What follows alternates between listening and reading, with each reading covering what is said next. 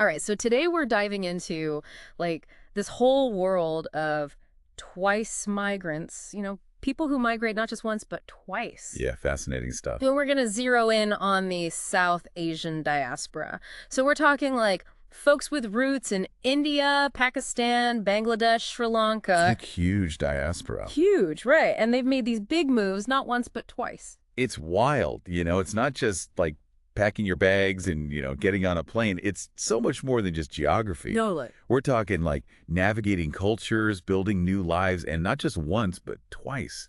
Like, can you imagine carrying the weight of all those experiences? It's like this whole other layer of complexity on top of like the regular immigration experience. And it's not exactly new, right? We've got to be talking about multiple generations here. Oh, absolutely. Like, think about it. The South Asian diaspora could be the biggest in the world, right? Over 44 million people. Wow. So within this massive movement, you've got those whose families migrated, generations ago, and then you've got the twice migrants themselves. Okay, so let's get down to brass tacks. Academically speaking, what even is a twice migrant? Well, at its core, it's someone who uproots from their homeland, settles in one place, and then, for whatever reason, picks up and migrates again to a whole other country. So two moves, two huge adjustments. Exact. Two, or even more, cultures to like blend together. Right. And the reasons for that second migration, those are super important to understanding the unique challenges and opportunities these twice migrants face. What's interesting is that back in '96, over 15% of immigrants from South Asia to Canada were actually twice migrants. Wow. That's a pretty big chunk, right? What's that tell us? Well, it just shows how important this whole thing is, especially in places like Canada with their history of immigration. And it really drives home that 21st century migration. It's not as simple as going from point A to B. We're talking like these intricate, interwoven journeys. Okay, so huge diaspora, and then people making these like really complex multi-stage migrations within it. How do scholars even begin to make sense of that? Well, it's a pretty new field, Yeah. but there's been some groundbreaking research. For example, Parminder Bachu's 1985 book, Twice Migrants, East African Sikh Settlers in Britain. That was one of the first to really get into the experience of a specific group of twice migrants. What makes that book stand out? Well, she didn't just look at where they migrated from. She looked at the why. Like how things like caste and class played out for these Sikh settlers in Britain. A lot of them had initially come from former British colonies in East Africa, you see. And all this was happening in the aftermath of the 1984 events at the Golden Temple in Punjab. So you're saying there are like all these layers of history and identity shaping their experience. Exactly. And then fast forward to today, Tanya Das Gupta's 2021 book, Twice Migrated, Twice Displaced, Indian and Pakistani Transnational Households in Canada, picks up a lot of these threads, but brings them into the 21st century. What does she focus on?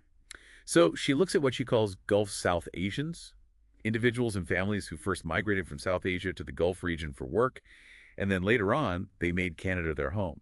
Interesting. So different generation, different motivations for that second migration. Exactly. And Das Gupta digs into how things like discrimination in the job market, unstable jobs, and these strong family ties that often span continents, how these all play a part in their lives in Canada. So we're seeing some common threads here. Economics, family, looking for a better life, all these playing out over generations across continents. Yeah.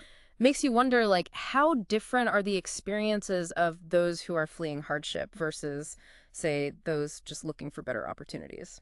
That's a great question. And it gets to the heart of why twice migration is such a fascinating and complex field of study. There are no easy answers, no one-size-fits-all explanations. Totally. To understand all those nuances, we're going to dig into a specific book that really unpacks this South Asian twice migrant experience. So this book, Twice Migrants, Studies on South Asian Diaspora, even just skimming it, like the range of experiences is incredible. It's really something. And it kind of built on this earlier work, Kalapani, Studies on South Asian Diaspora. Okay. They both look at the South Asian diaspora, but this one really hones in on, the journeys of those who've migrated twice. Before we get into the nitty-gritty, tell me about the editors. Who are these folks? All right, so one editor is Professor Mohan K. Gautam, super well-known scholar of Indian culture, and get this, Yeah. he's actually a twice migrant himself, migrated from India to the Netherlands for his career. Wow. Talk about walking the walk, right. Exactly. And who's he working with on this? Dr. Moses Seenarine. He's a sociologist, written a ton, and his work often focuses on, like, social justice, the experiences of marginalized communities. Which is like such a crucial perspective for this topic. Absolutely. So important. Okay, so you mentioned this book really zones in on 20th century migration. It does. It gives us this really nuanced look at why people migrated, the challenges, even the successes of twice migrants during, a century where the whole world was changing. And it's structured in a very engaging way, I have to say. Oh, tell me. I always love a good peek behind the curtain. Like, how do academics organize all this information? So Twice Migrants, it's a collection of 8 research articles. Each one dives into a different part of the experience. 8 different windows into this world. Okay, lots to unpack, but I'm ready. What were some of the highlights for you? One that stuck with me was Twice Migrants in Western Countries, Indians and the Children of Indenture Contract Laborers of Surinam. Okay. That's by M.K. Gautam. It focuses on people who migrated from Surinam, which used to be Dutch Guyana, to the Netherlands. So we're already seeing those colonial legacies, like directly shaping migration patterns generations later. Yeah. What did he find? Gautam, he really gets into how complicated social and economic integration really is. These are people often, descendants of indentured laborers, and they're navigating a whole new world, right? New language, new social norms, and they're carrying the weight of their family's history with them. It's like it makes you realize that integration, it's not just about finding a job and a place to live. Right. It's this huge cultural adjustment too. It's a process. It's this constant negotiation. And that's why I found this next article so fascinating. Sounds sorry.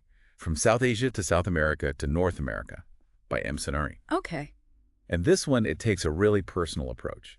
It tells the story of this first-generation woman and her family. So we're getting away from the bird's eye view, really zooming in on a personal story. Yeah, yeah. And she's actually a thrice migrant, Wow. Starts in South Asia, moves to South America, then ends up in North America.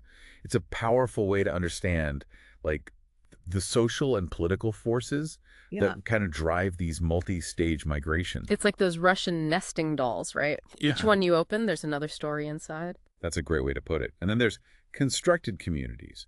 The contribution of Bangladeshi women to life in New York City by Florence E. McCarthy, M. Seenarine, and Nina Asher. This one really focuses on women in the diaspora. Okay, I love that. More of that perspective, please. What's their main point?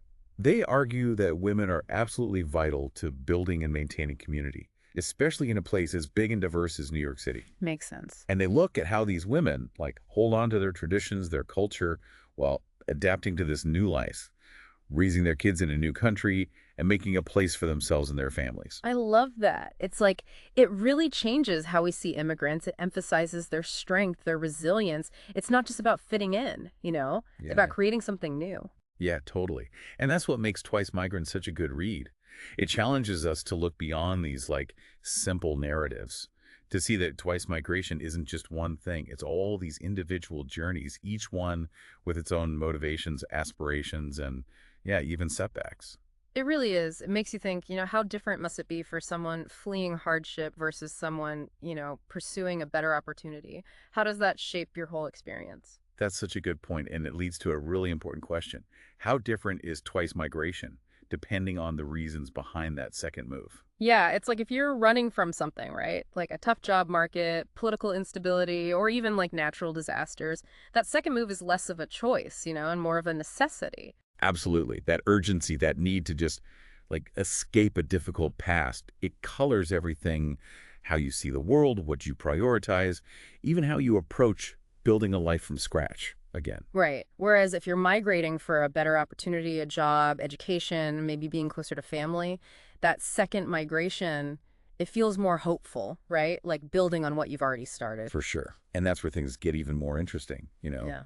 Because even within those big categories, running from versus moving towards, you've got so many individual experiences. Totally. Each one shaped by this unique mix of factors. Like what? Give me an example. Okay, imagine someone who migrated for economic reasons the first time, right?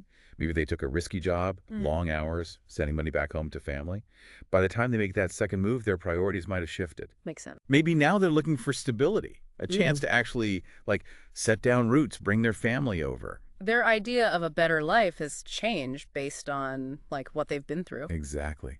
And that's what makes these stories so powerful. Yeah. They challenge us to see beyond those simple stories we tell ourselves, to see that twice migration, it's not just one thing. It's All these individual stories, each with its own motivations, dreams, and yeah, even setbacks. This whole deep dive has been amazing. We've gone from this big concept of the South Asian diaspora to these really personal stories Yeah. about resilience, adapting, and just like the sheer will it takes to build a life not once but twice in a world that never sits still. It's incredible, right? And that's what I love about studying this. It makes you confront everything you thought you knew about migration, about identity, about belonging. Because twice migrants, they live in multiple worlds, Right. navigating different cultures, and honestly, they're rewriting the rules of what it means to be a global citizen. They really are. It makes you think, what can we learn from them? From their resilience, their ability to build community across borders in the toughest circumstances. Yeah. It's definitely something to think about as we, try to navigate an increasingly interconnected world. It really is. And to me, it just shows you the power of people, Our ability to adapt, connect with each other, and that constant search for a place to belong, no matter how many times we have to pack our bags to find it. Love that. On that note, this deep dive into twice migrants have been incredible, honestly. It has. I hope it's made you curious to learn more. And remember, even though things feel super divided these days, stories like these remind us that we're all connected.